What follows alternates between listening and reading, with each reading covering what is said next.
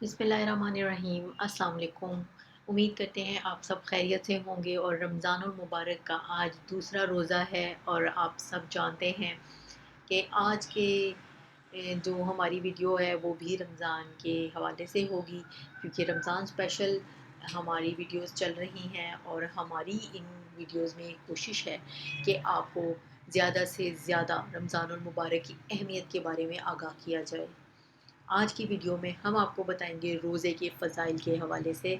और हम आपसे हमेशा एक बात कहते हैं कि इन वीडियोस को, ये इन्फॉर्मेशन ज़्यादा से ज़्यादा शेयर किया करें, क्योंकि हमारी ये कोशिश होती है कि हमारे थ्रू बहुत सारे लोग जो हैं इन इन्फॉर्मेशन से बहरायाब हों और वो भी अल्लाह ताला की रहमतें, उसकी बरकतें समेटें, उनसे बहरायाब हों, उनसे फ़ायदा मंद हों। तो शुरू करते हैं आज की हमारी वीडियो, जो कि है रोज़े के फ़ज़ाइल के हवाले से। और पहला इसमें हम आपको ये बताते हैं, पहली फ़जीलत रोज़े की, कि रोज़ादार के मुंह की बू मुश्क से ज़्यादा पसंदीदा है। इस हवाले से रसूलुल्लाह सल्लल्लाहु अलैहि वसल्लम ने फरमाया, ए इब्ने आदम के हर नेक अमल का अजर व सवाब 10 गुना है और 10 गुना से लेकर 700 गुना तक बढ़ा दिया जाता है, लेकिन अल्लाह ताला फरमाते हैं रोज़ा इससे मुस्तस्ना है, इसलिए कि ख़ास मेरे लिए है और मैं ही खुद अपने शायान शान इसका बदला दूंगा। कि रोज़ादार मेरी ही खातिर नफसानी ख्वाहिशात और खाने पीने को कुर्बान करता है। रोज़ादार के लिए दो फरहतें हैं, एक फ़रहत अफ्तार के वक्त मिलती है और दूसरी फ़रहत अपने रब से मुलाकात के वक्त नसीब होगी। और रोज़ादार के मुंह की बदबू अल्लाह ताला के नज़दीक मुश्क की खुशबू से ज़्यादा पाकीज़ा और पसंदीदा है।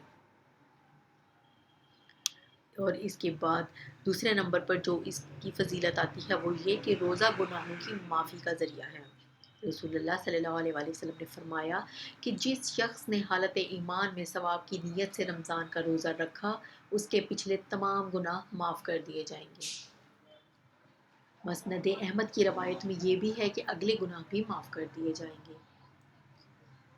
और अगली फ़जीलत जो उसकी हम आपको बताएं वो है, रमज़ान में शयातीन कैद हो जाते हैं। माह रमज़ान शुरू होते ही जन्नत के दरवाज़े खोल दिए जाते हैं, जहन्नुम के दरवाज़े बंद कर दिए जाते हैं और शयातीन चकर दिए जाते हैं। रोज़ादार के लिए जन्नत का मखसूस दरवाज़ा, जन्नत में एक दरवाज़ा है जिसे बाबुर रैयान कहा जाता है। रोज़ादारों को इसकी तरफ बुलाया जाएगा कि इस दरवाज़े से जन्नत में दाखिल हों। चुनांचे तमाम रोज़ादार इससे दाखिल होंगे और जो इससे दाखिल हो गया इसे कभी प्यास न लगेगी। रोज़ा तोड़ने की वईद के हवाले से आपको बताते चलें कि जो शख्स कसदन बिला किसी शरई उज़्र के एक दिन भी रोज़ा रमज़ान का रोज़ा अफ्तार कर दे, गैर रमज़ान में चाहे उम्र भर रोज़े रखे, इसका बदला नहीं दे सकता। ये फ़ज़ाइल कैसे हासिल होंगे, इसमें हम आपको बताते चलें कि रोज़े के जितने फ़ज़ाइल सतूर बाला में बयान किए गए हैं, इनके हसूल की लाजमी शर्त यह है कि रोज़ा हर किस्म के मुनकिरात और मुआसी और बदात और से इज्तनाब के साथ रखा जाए। ज़बान, कान, हाथ, पाँव, आँख, नाक, कल्ब व दिमाग अतायत से मामूर और मासियत से मुजतनिब हों। कस्बे मुआश, मामलात, माशरत, गर्ज़ हकूक़ुल्लाह व हकूक़ुल इबाद के हर शोबे में अल्लाह ताला और रसूलुल्लाह सल्लल्लाहु अलैहि वसल्लम की नाफरमानी से बचने बचाने की कोशिश हो। रोज़ा वो अज़ीमुश्शान इबादत है कि कुरान करीम ने इसे तकवा यानी तर्क मुआसी का नुस्खा करार दिया है। मगर कितने मुसलमान हैं जो 50-50, 60 साल से रमज़ान के रोज़े रख रहे हैं, लेकिन इनकी ज़िंदगी में कोई नुमायाँ तब्दीली नज़र नहीं आती। जो गुनाह इसकी ज़िंदगी में थे वो सालों रोज़े रखने के बावजूद जूं के त्यों हैं। इसकी वजह से सिवाय इसके कुछ नहीं कि आजकल के मुसलमान रोज़े से गुनाह छोड़ने का कस्द व नियत ही नहीं करते, गुनाहों से इज्तनाब के एहतमाम के साथ रोज़ा रखते ही नहीं, जो बातनी अमराज से हसूल शिफा के लिए शर्त लाजिम है। ऐसे लोगों को रोज़ा वो जमहूर उलमा की राय के मुताबिक ज़िम्मत सकूत से फ़र्ज का ज़रिया बन जाए, मगर इससे कोई फजीलत और कोई सवाब हासिल नहीं होगा। चुनांचे रसूलुल्लाह सल्लल्लाहु अलैहि वसल्लम ने फरमाया, जो शख्स रोज़ा रख कर भी झूठे किरदार और गुफ्तार से बाज ना आया तो अल्लाह ताला को इसके भूखा प्यासा रहने से कोई गर्ज नहीं। بہت سے روزے دار ایسے ہیں جن کے روزے کا ثمرہ بھوکا رہنے کے سوا اور کچھ نہیں، اور بہت سے شب دار ایسے ہیں جن کے لیے شب داری کا بدلہ سوائے جاگنے کے اور کچھ نہیں۔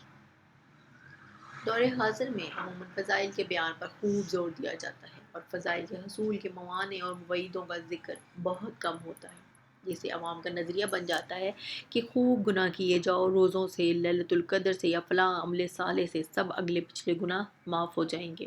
اس بارے میں یہ حقیقت اچھی طرح ذہن نشین کر لینی چاہیے کہ جن روایات میں رمضان کے روزوں، شب قدر کی عبادت یا کسی بھی عمل صالح سے گناہوں کی معافی کا ذکر ہے، علماء کے نزدیک اس سے مراد صغیرہ گناہوں کی معافی ہے۔ ٹی وی، وی سی آر، گانا بجانا، بلا ضرورت تصویر بنانا یا گھر میں رکھنا، غیبت کرنا یا سننا، داڑھی منڈوانا یا کٹانا، عورتوں کا شرعی پردہ نہ کرنا، مردوں کا ٹخنے ڈھانکنا، بینک انشورنس یا کسی بھی حرام ذریعے سے کمائی کرنا، اور ایسے لوگوں کی دعوتیں اور ہدیے قبول کرنا، بدعات اور کبیر رسوم کی پابندی، ناجائز طریقے سے خرید و فروخت، حقوق العباد اور فرائض اور واجبات ادا کرنے میں کوتاہی جیسے کبیرہ گناہوں سے جب تک صدق کے دل سے توبہ و استغفار اور آئندہ اجتناب کا عزم مصمم نہ کیا جائے، وہ محض کسی عمل صالح سے معاف نہیں ہوتے۔